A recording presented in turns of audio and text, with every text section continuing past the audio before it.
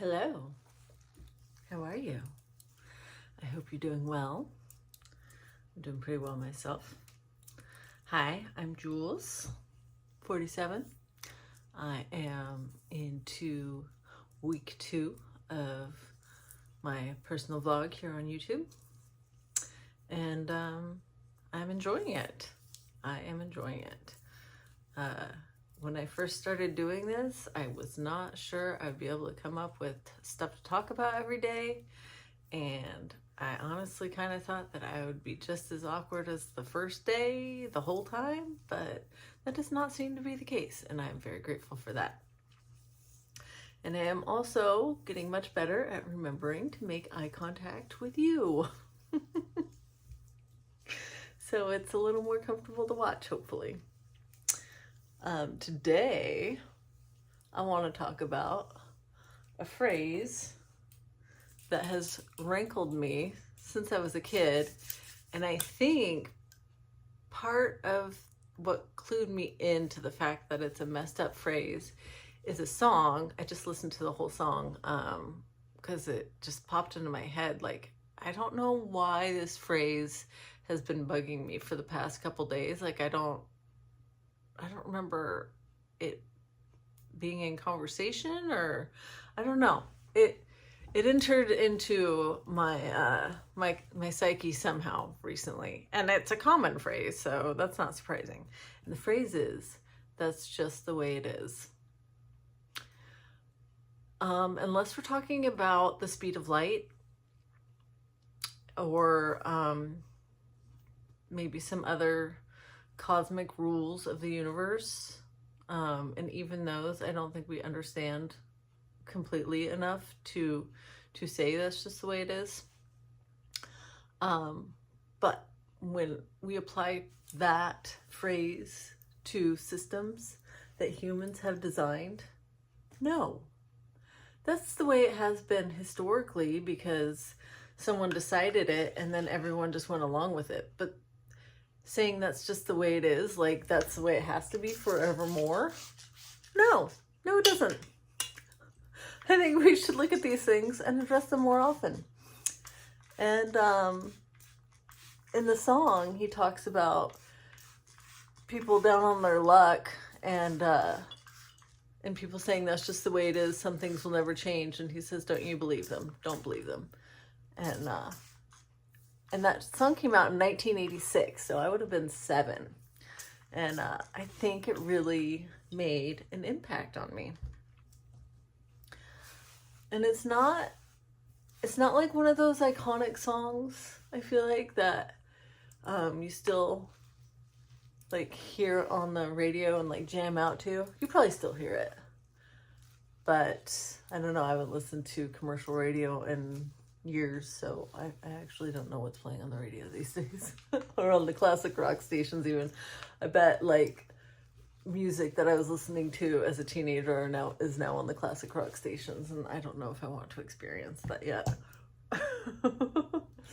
But I really think that we need to pay more attention to what we think just is, and like what we treat as a law of the universe, when it is absolutely something that humans just made up and we as humans can dismantle if we choose to. So yeah, I thought I had more to say on that, but that feels like the end of that subject.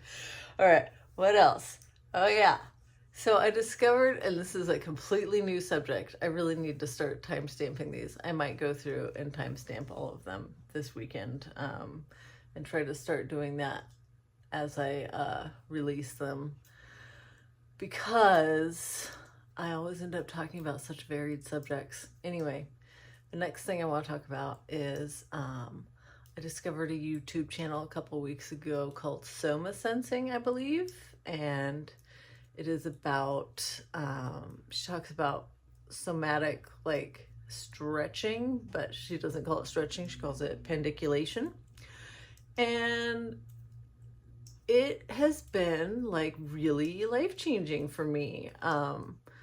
Things like aches and pains in my body and like just like tightness and like weird like areas where I didn't feel like I had full mobility have really started to loosen up with this practice. And when I did it the first time, I suddenly like had a kind of like a physical memory of being a toddler.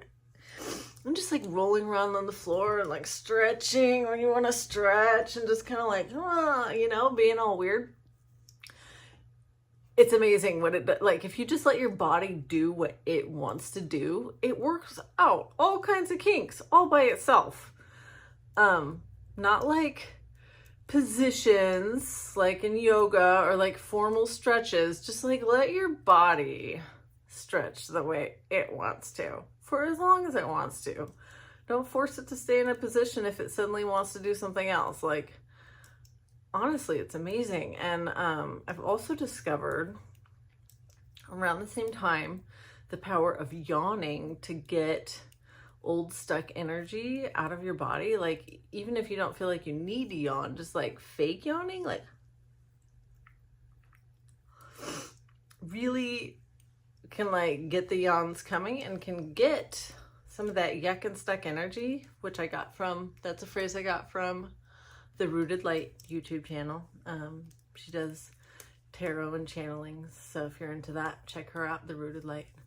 Anyway, yeah, it helps get some of that icky energy out of your body. And the pendiculation on the Soma Sensing channel, I love it. Like, it's amazing. I try to do a little bit of it at least every morning when I wake up.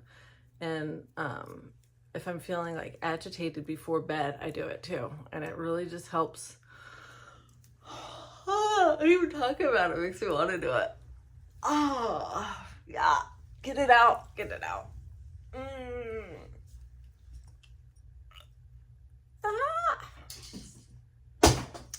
I just knocked over my phone tripod thingy. My selfie stick / tripod. This guy. So maybe clear an area so you have room to stretch without knocking shit over. So that's that. But yeah, and I feel like it's a great way to get like stuck energies out of your body that are so deeply subconscious that you can't even like journal about them. I don't even know what's coming out when I'm yawning. I don't have a story behind it or anything. I just know I feel better afterwards. So it just might be like really deep stuff that you've even forgotten the story about. It's just still hanging on in there. So give that a shot. And then I wanted to discuss morning routines, which you are now a part of mine. And I think it is so important. It has been like critical for me. And it started with the Artist's Way. I'm sure most of you have, well, no, I won't say that. Many of you may have heard of The Artist's Way. It's a super famous book by Julie Cameron. This is my copy. And I've gone through it multiple times. It's got all kinds of highlighting and stuff in it. I've gone through it once with an old partner and a hair client, and then also I went through it a couple times with a cohort leader who had like weekly calls to keep us all on track, and it was great, and it like really changed my life. It was instrumental in me quitting vaping and quitting drinking and quitting my toxic relationships with individuals and with work. Helped me get creative again, and indirectly it is part of why I'm here today. And it got me into the habit of waking up at the time a little bit earlier, like half an hour earlier, so that I could do my morning pages every morning. And then gradually it's become like a 2-hour morning routine that I know that my brain works best in the morning, and I want those hours for myself. I don't want to give them to my employer. So I wake up at around 4:30, make myself a cup of coffee, feed the dog. I post to my art channel, one of my shorts, my little art shorts, and I mark one of these videos as public on this channel, because I've started uploading them as private, so that YouTube has a couple days to check them with AI and make sure they're safe, so it feels safe promoting them. I've heard that was a good thing to do, and it makes it much easier actually, because I was having to like go back, and my iPhone storage was full, so I got cut off. YouTube Studio was taking up like 158 gigs for some reason, so I deleted it. I know to delete my projects from my video editing apps like Vixer and YouTube Create, but I don't know why the Studio app was taking up so much room. I didn't see anywhere to like delete my videos. They're like, I thought it was just showing me what was on my channel, not storing them like on my device. That seems really weird. So I don't know if I will put that app back on my phone, but that is annoying because sometimes I need it to upload things that I don't make directly. Like if I just use Vixer as my editor and not YouTube Create or whatever their little video editing app is, then I need YouTube Studio to upload. So that's frustrating. If you know anything about that, please let me know. I might need to do more research on how to like empty the cache. I didn't see an option for that, but I don't know. I didn't dig around too much. And then I went through my photos and deleted all my videos, all my raw videos that I hadn't edited yet. I don't need 2 copies of everything. I was wanting to keep my longer form videos of my art just in case I wanted to do something with them later, but nah, I don't think I'm going to do anything with them. And if I want to do longer form videos in the future, I'll just record new ones. Don't be a pack rat, right? Right. All right. So we're getting to the end. Today, I'm going to wear some fun little Dragonfly. Let's see. Can I get it to focus? Oh, I think you can see well enough. Anyway. So yeah, that totally derailed me. And I don't know why I keep looking at the wrong end of the phone again, but yeah, probably because I'm derailed.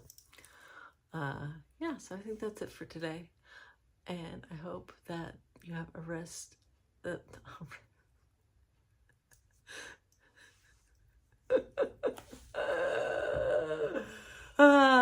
My brain is not braining. Now that I had that interruption, it's like, bah!